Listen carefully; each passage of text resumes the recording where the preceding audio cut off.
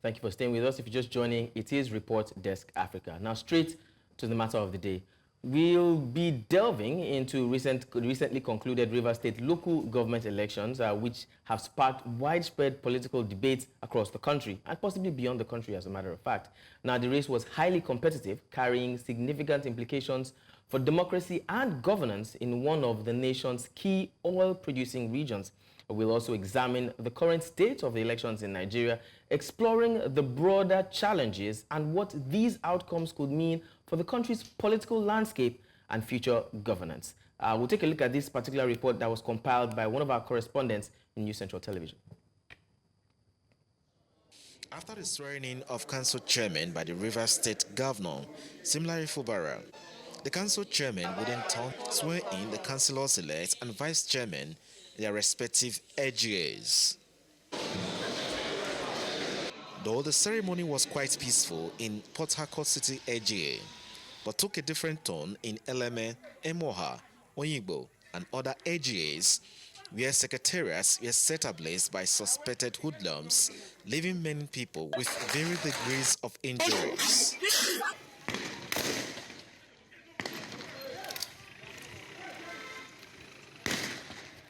At Obiakpo local government area, where the FCT minister Yeso Wike hails from, immediately after the inauguration of the 10th legislative arm of the council, sporadic gunshots rented the air as every scupper for safety.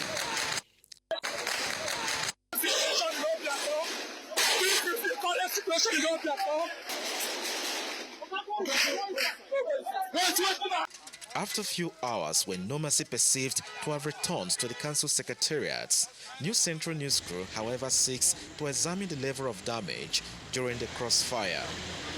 All right, as you can see, normalcy has returned to the council secretariat, and like you witnessed earlier, the councillors have been sworn in. We have elected our principal officers, and work has resumed. You can see, you see that here is normal, peaceful. Yes, some hoodlums came here and they were shooting, but God being on our side, they ran away. All official duties by tomorrow resumes, and nothing, nobody, no human being, nothing created by God can end it except God. So nobody anywhere should think that the gate can be closed by anybody. And if such people attempt to come close to this gate, we are going to get them alive. Yes. We will get them alive. Speaking with newsmen, chairman of Obiakpo Local Government Council, who expressed displeasure in an attempt to raise down the secretariat complex, said he would leave no stone unturned to ensure he protects the council property and staff. The council boss thereafter renamed the admin block from Nyeso Wike to Ebilawe House, even as he called on President Bola Tinubu to sack the FCT minister. I am telling the IG of police, and if any building here go down, businesses that they own University will go down. And I'm ready to go to prison for that. Because you cannot come and destroy the structure of our forefathers. You have done your 3 for 80. Allow people to rule their own tenure. You can't be up and down, and nobody can be God. Wike is not God. Yes. And let me advise him, those who are pushing him are also killing him. They are beating him and clapping hands. With the likes of those who are calling them Rivers State, this one, that. Wike should be advised to go and arrest. Because for this fight, it's going to be. But anybody who comes to shoot gun here, destroy anything here, there will be problem for that person. And let me also call on Mr. President that Wike, he should immediately sack Wike because Wike is threatening democracy in Nigeria. As one takes a walk outside the secretariat complex, one can still see empty bullets on the floor. This ugly incident has again brought to the fore how local government administration can work effectively and efficiently, devoid of this avoidable violence. In Obiakpo local government area of Rivers State, I'm Austin Azu. Well, as you saw there, that was an intense report bravely put together by our News Central correspondent in Rivers State, Austin Azu. And then you see some places being, rigged by explosions, some other places gunfire, violence, and some other places being set ablaze. And we understand that the Rivers crisis has been going on for a long time, and now it's, coming again to the fore. And we have been conversing with Austin Azu on the updates on that for a while now. But before we get into the details, we have another correspondent of ours, one of ours as well here in Lagos, the third party on this table. Omoniyi Igbalani, thank you so much for joining us. Third party, how are you feeling? You just had to use the third party. I know, I used it twice. Thank you very much for having me. You know, a little birdie told me that you've been touring the entire nation. How true is that? Because I know that you've not really been very settled. Okay, so I see this as an opportunity to shoot shots and do many things. I'll leave it at that. Bernard, take notes. Third party, I'll take notes. Wow. Okay, so I think I'm alone. But back to the conversation, yeah, I've moved around. The situations across Nigeria has been really dicey. A lot of things are happening at the same time, from election matters to the current fuel scarcity matter. But sticking to the election matters we're talking about, I'm trying to remember what any election in Nigeria we've done that is not marred by one controversy or the other in terms of security. And there are major issues we need to start talking about reforms. There was a time, at least they spoke about the election reform that we're supposed to introduce technology, which till now, we've still not seen the effects, whereby even what has been uploaded is being changed while it's uploaded. And I'm wondering how that is working. And we have countries that are not far away from us, like South Africa, running election and showing real time, just as you cast your vote, you can see real time is adding up. And you can get your results as soon as possible. And down to Rivers State local government election, where I was actually, it was unbelievable. The first part that really wowed me was immediately landing in Rivers. I saw some observers already jetting out of the state, and I was asking them why. They said the election hasn't concluded. I said, sorry, today is Friday, tomorrow is Saturday. It's the election. They said the election has been concluded. And for the police to say they are withdrawing security from a local government election. You know, let me quickly butt in. As a matter of fact, that was going to be my first point of call. I think it was you or Austin who interviewed barrister, what's his name now? What's his name? Liberos. Yeah, Liberos Yes. Oshoma, exactly. And that was one thing he said. He said the election had been concluded already. Yeah. And I didn't understand that statement initially, which is what's going to bring me to the next question I want to ask you rather. How would you rate INEC's rule? Look, this was one of the most, to read from something I saw on Twitter, the person said this was one of the most shambolic elections that they've seen. So what would you say about, although it's state elections anyway, so it's the State Electoral Commission. Exactly. Case. How would you, they are a child of INEC, of the national body, so you can blame the sins of the child on, exactly, the apple never falls far from the tree, falls far from the tree. So how will you rate There is no much difference, sincerely. And one of the first things that really caught my attention was at a particular polling unit where we are, we saw someone we've been speaking to that identified himself as a party agent, all of a sudden on the beat of research official with materials. Wow. Now, he moves into the center, sits down, start unpacking sensitive materials, starts sharing and organizing and coordinating the process. And I'm asking, sorry, are you the research official at this unit? He didn't answer me. And I thought that was all. We moved to other polling units, and I can't really say I was able to identify one research officer. And that was part of the claim one of the Labour Party councillorship candidates mentioned, that at some point he was able to identify, allegedly, that a councillorship, local government chairmanship candidate was moving sensitive material. He picked it up from the government office and was moving it and sharing it across polling units. The candidate himself. A candidate himself that is also vying for a position was sharing it across polling unit. And when you now go around and you see, funny enough, it wasn't marked by violence. There were pockets of shady things here and there pre the election process, but during the process itself, there was no violence. And they were now saying, so why do we need the police? Someone was even saying, I think the police are behind the violence in the first place, because if they can conduct a look, well, I won't say it was an election anyways, but of course we have it on record that because they've sworn in. It was a selection. Because if they can conduct this exercise. We have conducted this exercise without the influence or the presence of the police, and there was no violence. We understand that, yeah, with all the alleged conversation and controversies that, they are working with the powers of the states, the governor is involved. I want to believe that if this was not done or controlled by the ruling party or the ruling individual, because We do know that Governor Siminalayi Fubara was initially PDP, but now he has transited to APP, as it were, and all the powers that be goes with him, and he has created a new party. At this instance, we will say, whoever is the power in the state runs things. That's just what I could tell you. That's just what I could tell you. And it's so bad. And it now brings the fear of, okay, now that they're now saying local government autonomy, now that they're going to have access to their finances. In some state like Anambra, they're still having issue where the state is still trying to pocket some money from the local government and raising laws and everything like that. These are conversations we need to start having. How much influence is the state having on the local government? What's the transparency? How can they move in an independent manner so much that they deliver what they need to deliver? And if this is how they are even elected or selected, as we'll say, how can they be trusted? Because now they are being selected and given power by someone. It's like you've done them a favor. They need to pay back. Now, how do they give, and the people in the grassroots, how do they benefit from the democracy? What do they have to offer? So the way I see things is it's a case of influence and reflection, because most times if we're looking at, let's say, the federal government as the broader perspective, look, if it trickles down, looking at the local, you would see literally, like firsthand, how the federal government operates, because they always say that it's a reflection of each other, right? This only goes to show the superficiality, if there's anything like that, of our political party system. Because for you to just before the elections know that the elections have been concluded, it's like me saying I want to write an exam.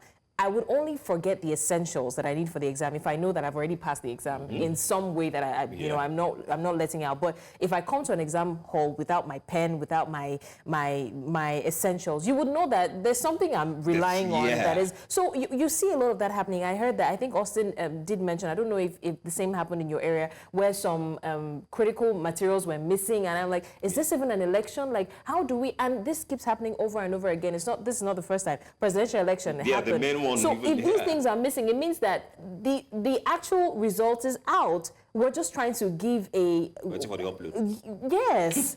We already know what's happening. I mean, it's quite funny. It's almost becoming like abnormalities are becoming normal, right? And nobody's saying anything about it. We've moved on, to be honest. It's looking like we've completely... The time after election is now is go to court. Our judicial system have been rendered useless because it has now become a tool for the high and mighty to actually weaponize and fight against the one that to subvert, different processes. You see this one raising... This election that held, do you know how many court injunctions were flying up and down? I'm not even, to be honest, if useless was the word, I would still be comfortable. But they're now complicit in the sense that, like, they have the backing of, I mean, those powers that be have their backing. Hello, they just got 300% salary. Exactly. So if they were useless, we would know that, okay, the people are fighting against the higher powers. But this time around, they are fighting with the higher powers against the people. Anyway, there's something. Let me quickly jump in again. I've been jumping too many times, but let me keep jumping. That's the same way you've been jumping around, but yes, so we understand. So, now you mentioned something about local government and functionalities, right now. And of course, with the way we've seen this election, how do you think, the functions of the local government to the people, the grassroots people that they're supposed to be serving, how do you think this kind of election, the result of this election will affect them? I'm talking about healthcare, primary healthcare, primary education. I'm talking about the linking roads in the local government, water supply, the things that they're supposed to do.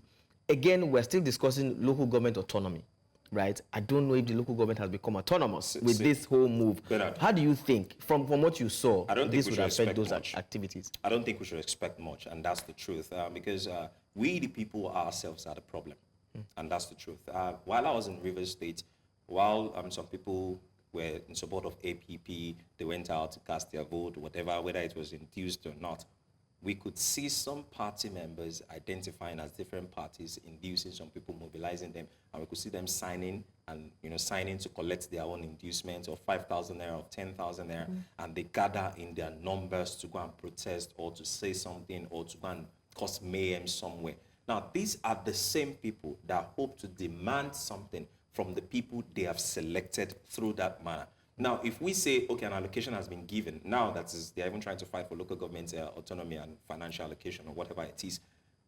We still see some people till now that they would rather wait and be benefiting those 5,000, those 10,000 naira from this local government chairman to go and beg them to stay, oh, please, rather than understand that that money itself is meant to do good for them. They don't care about the roads. They complain about the roads, about the electricity, about everything, like every other person. But to let these people do their job, what they have been elected or selected for, it is not possible because there are so many invested interests. How you got into power in the first place is like someone paid you through school. You owe that person. You owe that person. You need to give back to that person. If someone has installed you in power, we see these things play out, and it's mostly in party politics. We see this thing play out so many times in different elections. The primary in those states for PDP or APC, so some of them even drag themselves to court. Inside the party, within the party. So these are major issues, and looking beyond, we're talking about political identity. Yes, you're within this party, but what does it mean for you? What does it mean for the people? But how to get to these positions, how to function in these positions is first questionable. And once it's questionable, there's little or not much you can do when you get there. You don't have what to work with. Your hands are basically tied. And you will notice that most of the people who have gone beyond these, try to push boundaries, try to say, oh, I don't want to stay within this limit anymore. Yes, you helped me to power, but I want to do something. We've seen how it plays out. River State case study. And we're still seeing how these things are playing out across various places. Once you go against, there's godfatherism in politics in Nigeria. We can't take it out. And you need to pay back. So it's a reward system. Some people put you in power they are rewarding you for your support you've done to them or for what you've done for them over time. And this way, we can never grow. And that scares me because once the local governments now have financial autonomy, they have the federal allocation to them, what will they do with the money? Where's the transparency? Where's the accountability? When you can't even hold, for a local government chairman to be threatening a state governor, for a local government chairman, recent in Lagos, Alemosho local government chairman was just dismissed, was just suspended, pardon me. And for misappropriation of funds. Do you know how long he has been there before that happened? And I'm sure it's even because he stepped on some toes. If not, he wouldn't have been thrown under the bus. Yes. True. And speaking of that, one of my major fears as well when it comes to this political crisis is that River State is one of the most strategic states in Nigeria. It's like the home base, the cosmopolitan home base for our nation's oil and gas industry. So if this back and forth continues, because I know that this whole crisis or issue between the political parties has gone on since October last year, is it not? When the whole wiki thing started. So do we see an end to all of this? Let me tell you something. Do you know how bad it is? I've moved across, at least in a year, I go cover River States at least 5 to 6 times in a year. And do you know when you see these people want to introduce themselves, they introduce themselves, the high and mighty, they say, oh, hi, my name is so and so, I'm an active politician. As if that's a career path. Oh, it is a career path in Nigeria. That's how it is. Sadly. Politics is a career for these people. You really don't see the blue economy. You really don't see. Go there. You don't see much of this diversified economy or other ways for revenue. That is what they depend on. Politics, they wake up and that's why they are ready to do anything to attain that power because they know it's a career. It's a career for them and something that has been weaponized that much. Go and check the statistics of unemployment in River State alone. You see the youth outside as early as 6, 7, 8 in the morning, smoking weed in public. They don't care. They don't have, where are the jobs? And now this is the governor who is saying, okay, I want to revitalize the farm, which was one of the major issues that caused issues between him and his successor and his predecessor, pardon me. I want to revive the farms. I want to build in some economy. I want to put in some things that will ensure that at least the youth are engaged. Now that's a problem. There's so many abandoned projects. There's the monorail from Amechi time that is still there, lying fallow. Nothing is done about it. Now someone is trying to do something, at least. You will see, and that's why it's getting the support of residents there. They are saying, you know what, you've done your time. You've done your time. Let this person do what he can do for us. Exactly. So, and these are the same issues we have. Rivers might be a case study. It's the same issue we are having across different board, states. yes. And basically that's what I was going to use to wrap up this conversation. Basically, let's look at the reflection, how this reflects on other states. Bearing in mind that just next month there will be the Ondo governorship elections. Although I don't expect that there will be so much drama in Ondo State because first of all, it's looking like the incumbent governor has his hands surrounding so many things. But start from there's a saying in Pidgin, they say now from clap with the enter dance. Now from room with the sweep enter parlor. depending on the kind of house you are living in. But you get what I mean. It's from the from the small stage we graduate to the bigger stages, right? How do you see this play out on election generally, in broad stage in Nigeria, be it state or federal, and then we talked about INEC before. We've talked about the State Electoral Commission. How does this play out on the federal level? What kind of picture does it paint for Nigeria? I would start from the Ondo State election we are looking forward to. And let me tell you. Is it that you are looking forward to? Yes. The reason why I'm looking forward to He's preparing for it already. We are talking about deputies who were both deputies of late Rotimi Akeredolu, if I'm correct. And they both tasted power. They were there. They had the power. They understood and they understand the terrain. They are both indigents. They know what it takes. And forget the fact that this man is an indigent. That, I've forgotten his name, from People's Democratic Party, is also a very strong force in that area. Mind you, when we went for the Ondo State primaries, where the governor's polling unit, the incumbent polling unit, they were booing him at his polling unit. That's the present governor. The present governor. They were booing him at his own polling unit. That's how bad it was. And both of them are from the same local government, by the way. Now, let's talk about holistically. Let's start from insecurity and security architecture in Nigeria. I see no reason why the police should be influenced. We have constitutions, we have rules and regulations that they are supposed to follow. And that's why you see when you watch all this, when you look at countries outside Nigeria, they're talking about, when there's when power is being transitioned from one place to the other, they know where to stay. They know who to support. They know who to give protection to. They don't have to wait for you or say, you're the incumbent yet, you're not, you're never sworn in. They know what the law says. The second part I want to tackle is information disorder. We need to sensitize the public. We need to sensitize social media. There's a lot of misinformation that goes on during election time. Sorry to interrupt you, I'll let you go. I was going to ask Blessings this question when you were done, that do you think we can do anything as journalists? But already he's telling us what we need to do. It is Personally, I don't even think anything can be, as long as they're citizen journalists now. There's an infiltration of individual journalists that it's almost very hard to even maintain that truth, that journalistic ethic, like, it has to be factual, it has to be this, because we are trying to beat them to it. We're trying to, and the reason we're trying to beat them, not because we want to be the first. In fact, sometimes we're relying on them for exactly. Because we want to give the right information. Exactly, we need to give it. But now it's like we're trying to give the right information, but then information just keeps flying, and you're now trying to, as opposed to giving the right information, you're trying to clarify, okay, this didn't happen, this happened. But let's hear from you. And lastly, we'll talk about the institutions and the judiciary institution. One major institution, talking about the INEC in this case, the electoral umpire, they need to do better. If the electoral reform law, I've mentioned that this is what they should do, upload the result. Please upload the results. Transparency. There are times where there are things you're supposed to do. There are presiding officers that should be in places. There's a reason why they said upload this result at a particular time. There's a reason why sensitive materials needs to be transported at a particular time. Let's follow the procedure. And when we eventually go to court, which is the norm and the biggest phrase, go to court, let the judiciary do its job and not be influenced and biased in terms of what judgment they give, because they are the last hope of the common man. Yeah, true. Blessings, let me still ask you that question. Is there anything we can do? The judiciary, last hope of the common man, we fourth estate of the realm. Is there anything we fourth estate of the realm? Fourth. Do you know how many powers are before us? Last hope of before we get to that last hope, whether or not we actually hold on to hope depends on every individual. And they always say this thing, and it's true, the government is a reflection of its people. If the people are corrupt, the government is corrupt before it even gets to the court. I like the way Niyi said it, like, INEC, I urge you to do better. Like, we don't know what's happening in Nigeria. It's like the powers that be literally have everybody on a chokehold. So you don't even know who to urge and who not to urge. So about whether or not we can keep doing our best, right? We can keep giving out factual information, because the truth is, the more people, there's that power of influence, right? As much as people hear the factual, the reality, it gets to a point where there's that sparking them, okay, it trickles down. But as regards, okay, whether or not, I don't think there's so much we can do in that regard. That's sad. And really hurtful. Well, thank you so much, Niyi, for helping us unpack this particular one. But please don't go away. Niyi will still be with us for the second half of the show, where we'll still be talking issues in Nigeria. Don't go away. It is still Report Desk Africa. Our technical director, I urge you to please go on this break, since we are urging everybody.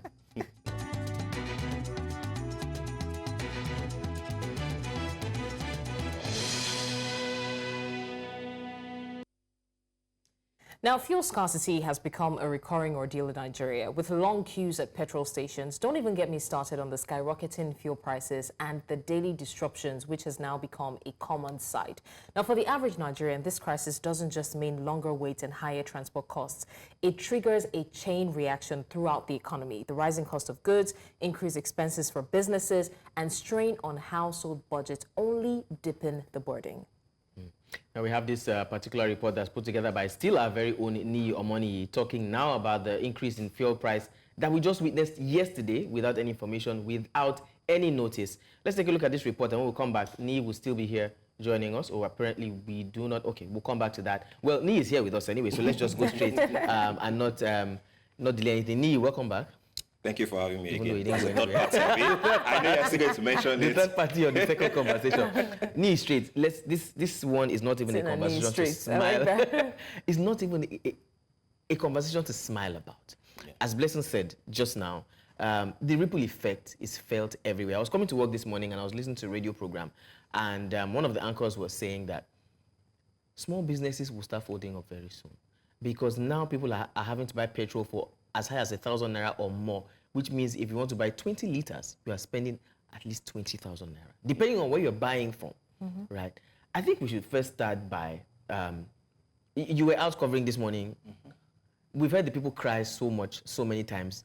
What are the masses saying now, if there's anything at all they can say? I'll start from my experience with the e-hailing driver that took me. So immediately he came, and I parked, and I entered, and we were driving. I noticed that the windows were rolled down. No AC. And no air condition.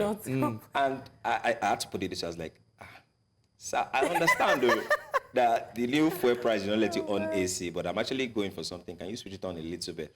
So he switched it on, and he was asking, we put it on the lowest, actually. I was asking, is this okay, sir, or should I increase? I said, no, I understand the fuel condition. Leave it at this particular level.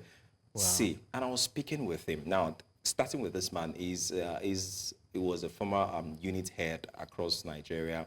He was swindled. He used all his savings to try to travel out of the country. Then he was swindled. Now he's a boat driver.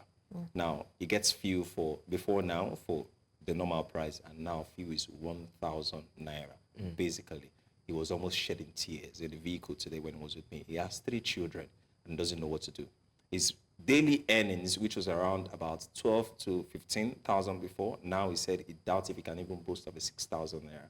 Now, when you take a 6,000 naira home to 3 children and a wife who had an accident and is not working currently, how do they survive?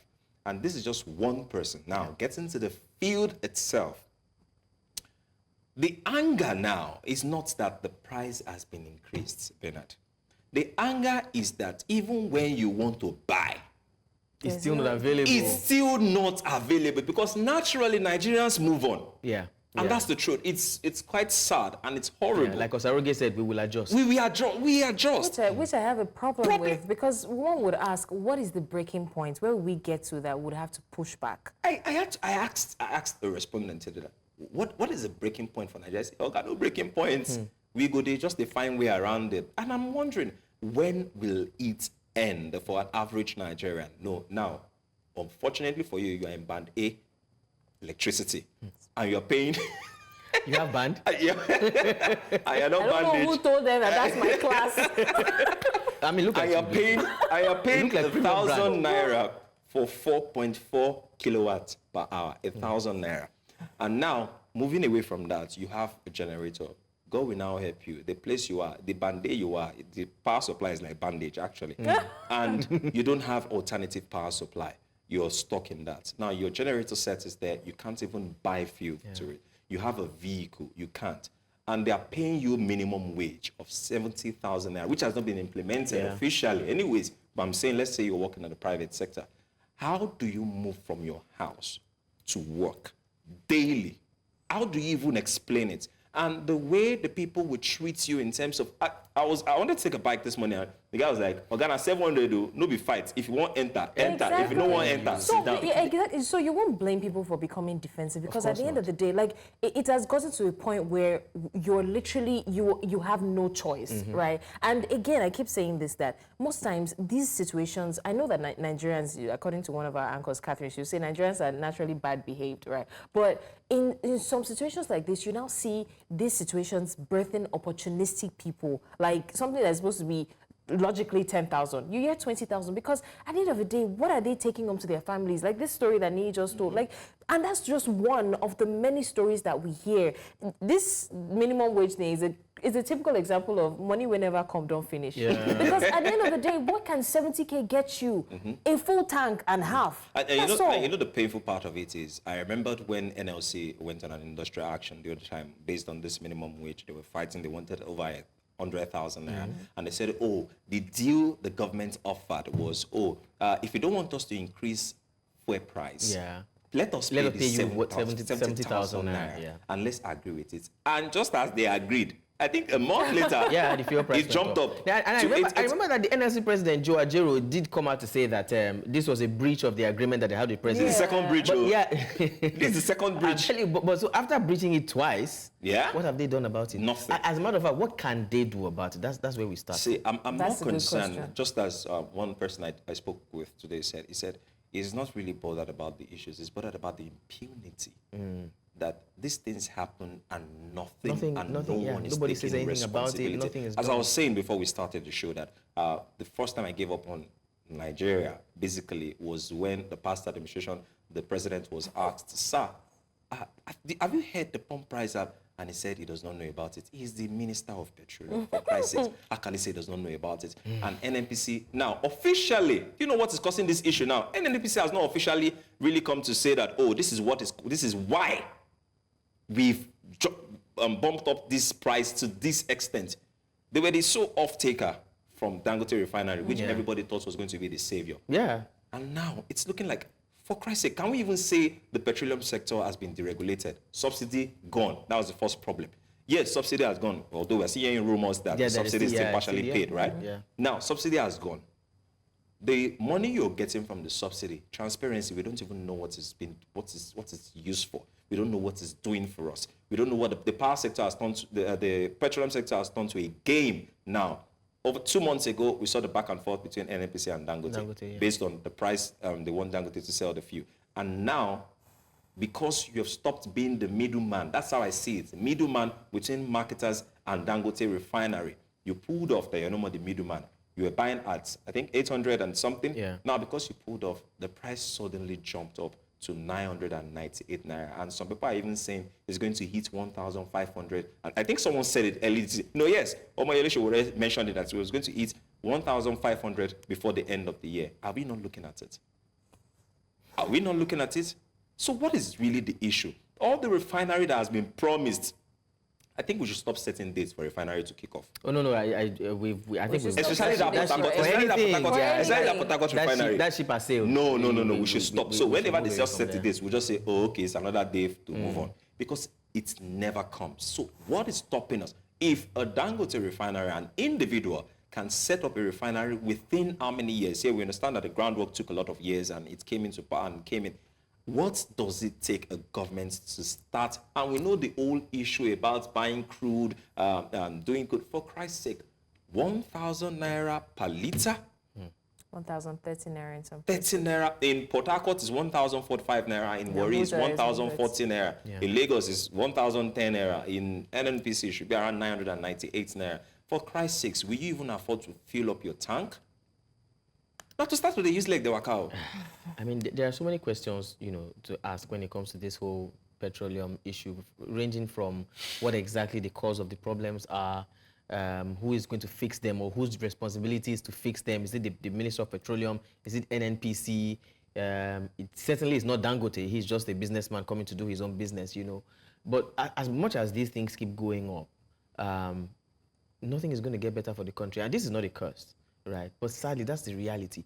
And so again, I wish that the people even knew, like, we can actually brace ourselves up, because we went from we never really had transparency, right? So we went from complaining about transparency and then, you know, the government dropping bits and pieces of information to a surprise situation. Like you just literally get to a fuel station and you see the price, you're like, are you serious? They're like, yes. And let's not forget that joke. currently now, depending on the bank you're using, if you want to even pay money to buy the fuel, you might not be able to access your money. It's not about with depending the on, issues. they're on a Most queue. banks now, they are literally having doing the same thing. The same everybody. thing now, almost all the banks. So how far can you push these people? How far? This is someone carrying the black market. I can't even tell right now if what is inside that keg is petrol. Or if it's adulterated. If it's adulterated. Else, I can't tell. And I buy it and put it inside my vehicle. I pour it inside my vehicle. It starts giving my vehicle issue. Now I have to still spend.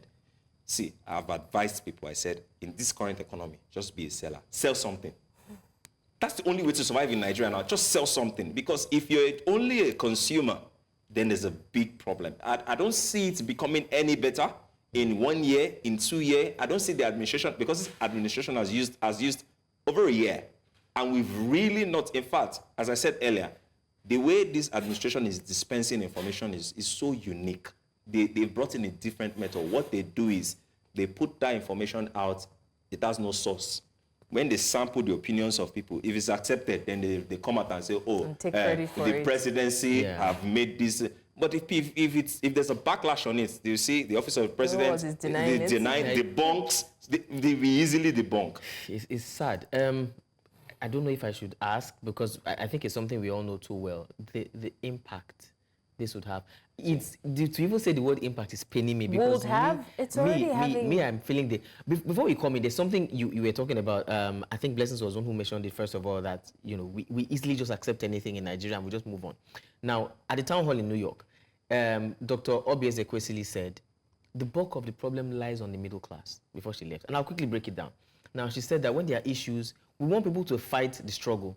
Of course, the rich class will not do anything. So between the middle class and the low class, the middle class, talking about people like us who have our jobs, will sit back, press our phones, and be checking, have they started the protest, right? And expect that the lower class will go and do that fighting for them. And the sad thing is, the lower class, we've weaponized poverty, so it's easier. The lower class are more vulnerable. Exactly. Because when they are gearing up to come and fight and you give them a bag of fries, they're like, oh, okay. I don't know what you are talking about, though, because the last NSAS protest, the last End Bad Governance protest, the people that were beaten and incarcerated, they were not labeled lower class or middle class. You were beaten according to how you came for the protest. Like me, right? Like you. So now, there was no way to identify that this person is a middle class or a lower class. We're talking about an administration that has weaponized hunger. True. We're talking about an administration. And see, there's no two ways to go about this. If we want to even talk about alternative power, solar is expensive. Look, tell me about it. A battery of solar right now is about almost 400,000 naira. Not talk of the inverter itself. Come on, how easy is it for me, who earns 30,000 naira, to even install that in my home? So they can't even get power. And so you want to go and get an haircut, they're telling you, oh, we do it for 5,000 naira before, but now it's about 10,000 naira. My brother, I'll keep old school. We start. Is that why people start? And first of all, I know that your salary is not 30,000. Honorable. But people are now, as you said, adapting. People are looking for ways to be able to survive rather than speak up, rather than talk. Because the last time they tried that, they have been subverted. They've been dealt with. Exactly. And they've been dealt with, and as I said, the last hope of the common man that's supposed to fight for them does nothing about it. And a lot of times, like, we try to compare. I have a problem with people who come out and say, oh, the people are the problem, the masses are the problem.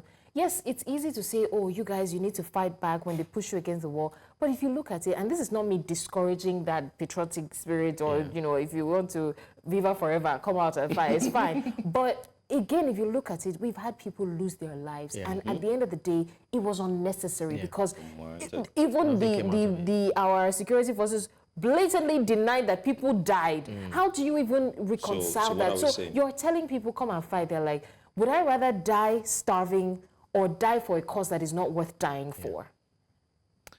I think that's the best place to leave it.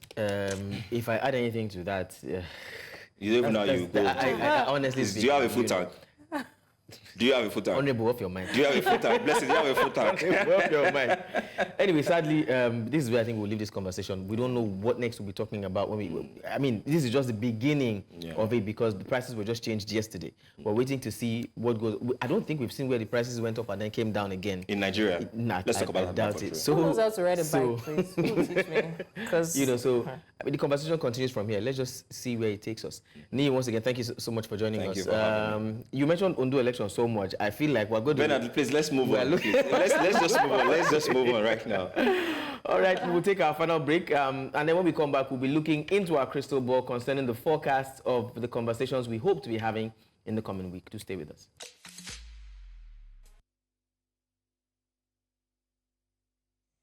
It's been a very heavy conversation that we've had on this table, and I know that a lot of Nigerians, if not every Nigerian, can relate. But to move forward, let's go to our forecast, the stories that we're looking to unpack in the coming week.